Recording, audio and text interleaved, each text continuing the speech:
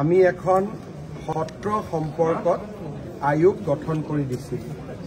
এই আয়োগৰ উদ্দেশ্য আছিল যে সত্ৰৰ কিমান মাটি বেদখলত আছে আৰু এই মাটিসমূহক বেদখলৰ পৰা উদ্ধাৰ কৰাৰ বাবে উপায়সমূহ চৰকাৰক প্ৰতিবেদন হিচাপে পৰামৰ্শ হিচাপে আগবঢ়োৱা।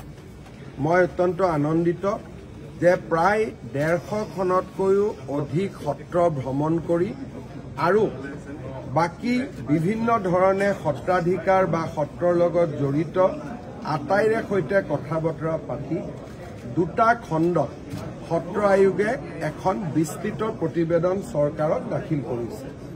এই প্ৰতিবেদন কেইখন আমি পৰীক্ষাও কৰিম আৰু খুব সোনকালে অসমৰ সত্ৰসমূহক নিৰবিচ্ছিন্নভাৱে সহায় কৰিবলৈ আমি পাৰ্মানেণ্ট আয়োগ এখনত উপযুক্ত বাজেটেৰে সৈতে পাৰ্মানেণ্ট সত্ৰ আয়োগ এখন নিৰ্মাণৰ কথাও চৰকাৰত ইতিমধ্যে আলাপ আলোচনা হৈ আছে, যিখন আয়োগৰ আদালতৰ দৰে ক্ষমতা থাকিব আৰু চৰকাৰী বিভাগৰ দৰে বিত্তীয় ক্ষমতা থাকিব।